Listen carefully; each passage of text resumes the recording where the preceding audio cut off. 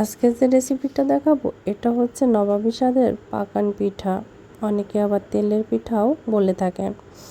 তো এটা আমি আরেকটু আপডেট করে একটু স্বাদটা বাড়িয়ে দিয়েছি, তো সেটাই আজকে শেয়ার করতে চলে আসলাম। এটা কিন্তু খুবই মজার পিঠা ছিল।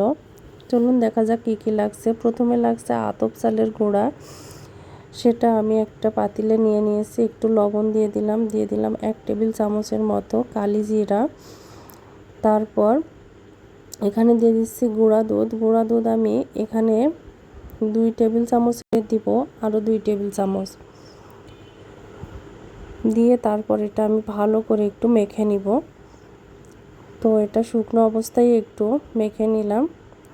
এই যে আরও 2 টেবিল চামচের মতো দিয়ে দিলাম, দিয়ে আমি এখন এই যে এটা আর একটু মেখে নিলাম, নিয়ে এর ভিতরে দিয়ে দিচ্ছি পানিটা দিয়ে এখন আস্তে আস্তে একটা নরম ডো তৈরি করব। এটা কিন্তু খুব বেশি নরমও হবে না, আবার একদম শক্তও হবে না, এরকম টাইপের একটা ডো হবে। যাই হোক, এটা ভালো করে কিন্তু মাখতে হবে, তা না হলে কিন্তু হবে না। তো এটা যদি আপনারা সময় পান তাহলে 2 ঘন্টার মতো এভাবে ভিজিয়ে রাখতে পারেন।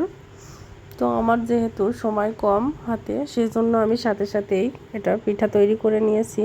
তো যদি 2 ঘন্টা রাখতে পারেন তাহলে পিঠাটা খুবই সুন্দর হবে। এই যে এভাবে নরম একটা ডো তৈরি করে রেখে দিলাম। তো এর ভিতরে কিন্তু আরেকটু মেখে নিচ্ছি আটাটা। এই যে এরকম টাইপের একটা ডো তৈরি করেছি। এটা কিন্তু একদম নরমও না, আবার একদম শক্তও না।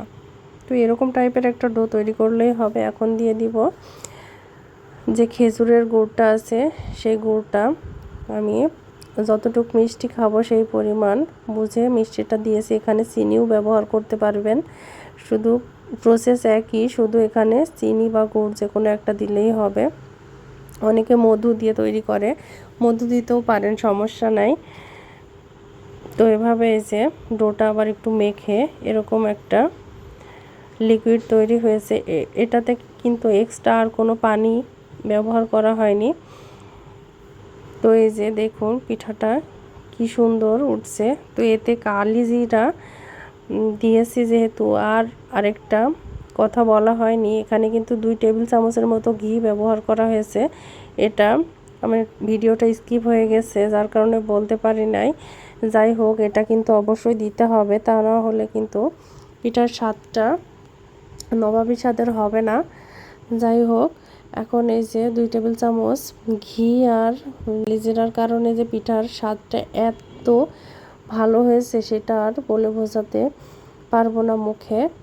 যাই হোক, আপনারা বাসায় অবশ্যই চেষ্টা করবেন একবার বানিয়ে খেতে, তারপর কমেন্ট বক্সে জানাবেন যে কেমন হয়েছে।